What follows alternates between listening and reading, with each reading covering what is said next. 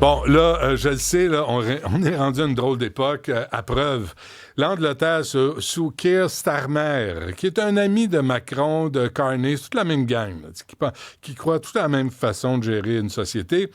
On vient de légiférer, d'ici 2030, il sera interdit de faire bouillir du homard vivant pour des raisons de cruauté animale. Le gouvernement anglais a décidé que l'ébouillantage à vif n'est pas une méthode d'abattage acceptable. Toi, tu viens d'un lieu où le homard était C'était ça facile d'accès. Oui, on mangeait beaucoup de homard, mais j'avoue que je connais pas d'autre façon de le faire cuire. Je sais pas comment on peut faire autrement. Je vais poser la question à Jean Côté, qui est directeur scientifique au regroupement des pêcheurs professionnels du sud de la Gaspésie. Monsieur Côté, bonjour. Oui, bonjour, M. Dutrisac. Comment vous avez réagi quand on vous a appelé avec cette nouvelle-là? Avez-vous éclaté de rire? Avez-vous roulé des yeux? Avez-vous dit des gros mots? Écoute, moi, j'ai roulé des yeux parce qu'on en a déjà discuté en 2018 de ça. C'est vrai? Donc, c'est pas nouveau. Oui, parce qu'à ce moment-là, je crois que c'était la Suisse qui avait légiféré à l'époque. C'est vrai. Et puis, on en avait rediscuté à nouveau. Et puis... Vous et moi, ou vous dans votre communauté? Écoutez, les deux, nous et la communauté des pêcheurs, évidemment, on en discute tout ça, mais moi, comme scientifique, tout ce que je peux te dire aujourd'hui, c'est que on n'a toujours pas plus de réponses, puis on n'a pas de consensus, surtout qu'il n'y a pas un seul homard qui est capable de me dire si ça lui fait mal ou pas. Hein? C'est clair. Vous ne pouvez pas le lire dans ses yeux. Ouais. Sacre-moi. C'est ça. Mais là, M. Côté, vous me dites... groupes, hein? Non, mais vous me dites la Suisse en 2018, mais il y a aussi la Norvège, interdiction pour protéger les crustacés sensibles, l'Autriche, la Nouvelle-Zélande. Puis vous me dites qu'il n'y a aucune preuve scientifique sur laquelle on peut se baser pour interdire l'ébouillantage d'un homard. Je vais dire, c'est ça, hein, les scientifiques, il y a deux groupes. Il y en a qui vont dire qu'il y a des preuves, puis il y en a qui vont dire c'est pas tout à fait la bonne preuve. Tu as les gens, comme par exemple, qui sont plus au fait de la neurobiologie. Eux autres vont dire que anatomiquement, le système nerveux du homard, c'est tellement différent, c'est tellement simple, puis on peut pas le comparer à notre système nerveux. C'est plutôt ce qu'on observe, c'est des réflexes, de l'instinct. Puis c'est pas un ressenti de la douleur là, consciemment comme dans notre cas. Leur cerveau est pas équipé pour ça. Par contre, tu as d'autres études qui vont dire que le homard, on montre comme certains autres, comme le crabe par exemple, ont des récepteurs qui vont réagir aux stimuli négatifs ou dangereux, et puis que ça amène une réponse qui, eux, vont dire s'apparente à celle d'une conscience de la douleur. Okay. Mais c'est souvent le comportement qu'ils vont regarder. Hein? On va dire, si tu le mets dans l'eau chaude, là, il veut sortir, il va se sauver. S'il y a un choc électrique, il part de là. Donc, on a regardé le comportement. Mais c'est vrai que récemment, j'ai fouillé quand j'ai su qu'on allait se parler ce matin. Il y a eu d'autres études qui ont montré, qui ont fait des essais sur des crabes. Puis là, eux, il y avait de l'équipement électrophysiologique. Donc, on regardait une espèce de réponse électrique au niveau des ganglions du crabe, ou ce qui remplace son cerveau. Puis, ils ont vu qu'il y avait une activité neuronale quand on avait un stimulus qui était désagréable. Mais je pense que moi, le défaut de ce genre d'études-là, c'est de passer, on détecte une activité cérébrale chez le crabe quand on y fait mal, à le crabe éprouve une douleur émotionnelle dont il est conscient, puis je pense que on va encore un peu trop loin. On a détecté le réflexe de nuire, mais on n'a pas détecté qu'il y a mal ou qu'il souffre comme toi puis moi, ou comme un chat, un chien, ou les autres vertébrés qui ont des cerveaux développés. C'est pas la même chose. Est-ce que ça veut dire, je disais ça, M. Côté, là, c'est en novembre 2021, un rapport de la London School of Economics démontrait que les crustacés, les mollusques, possédaient des nocicepteurs, ce dont je pense que vous venez de parler, des terminaisons nerveuses. Mais est-ce que ces gens-là ont regardé trop de films de Walt Disney? Ça peut être ça un peu aussi, mais ça va, hein? La notion ici, là, cette éthique de la cruauté animale, la culture, ça va beaucoup avec les cultures, ça va aussi, dans le cas du homard, il faut se dire, hein, c'est un des seules espèces animales qu'on peut acheter bien vivant, puis qu'on va tuer chez soi parce qu'il faut le manger, on le mangera pas vivant. T'sais, on se pose pas la question pour le bœuf, le porc, l'agneau, la volaille. En général, tu achètes un morceau déjà bien débité, tout propre. Tu te poses pas la question de ce qui s'est passé avant. Les poissons, souvent, sont déjà morts, mais tu te poses pas la question. Il est mort par suffocation quand on l'a sorti de l'eau. Puis moi, je le vois juste tout frais sur la glace de mon étalage. Ouais. Puis on se pose même pas plus la question quand on a des huîtres qu'on va ouvrir toutes fraîches et vivantes ou une moule qu'elle aussi, on va faire bouillir. Donc, tu sais, c'est...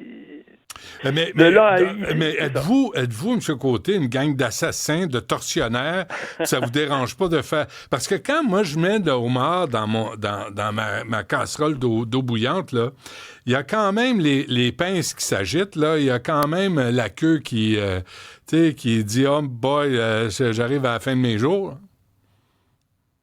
Oui, mais ça, c'est tout à fait. Puis écoute, mais c'est de là, entre dire qu'il sent qu'il y a un stimuli négatif ou dangereux, pour sa survie même, puis de dire qu'il souffre et que là, il est en douleur, c'est comme un pas supplémentaire à faire.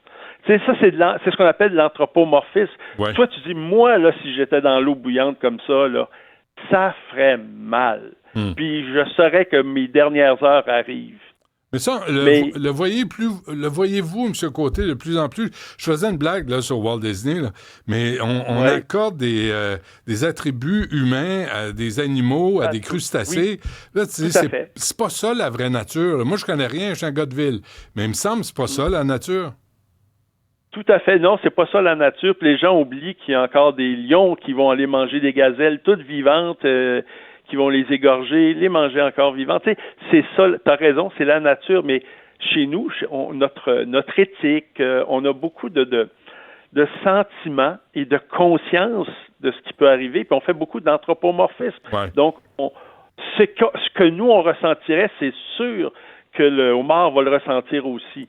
D'un autre côté, ça va, comme je te dis, d'un animal à l'autre. Est-ce que les gens se posent une question quand ils écrasent un moustique ou une mouche qui sont très près du homard?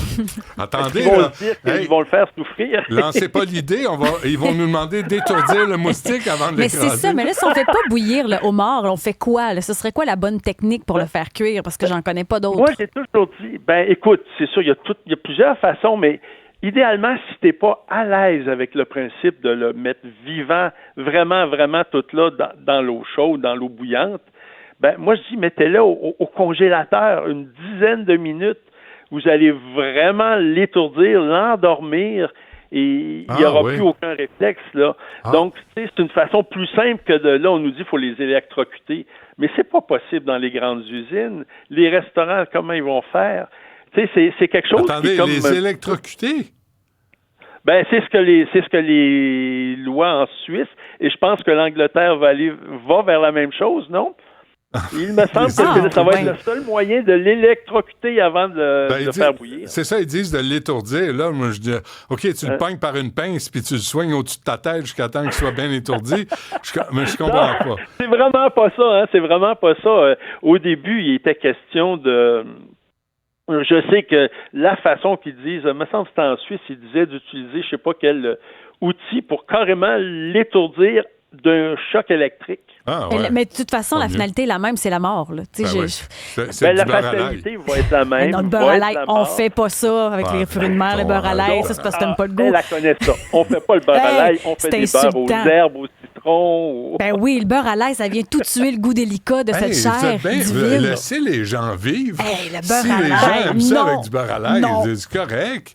Mais non, mais là, parce qu'en région, vous le mangez avec des graines de sésame. Je ne sais pas, mais... Mais non, nature.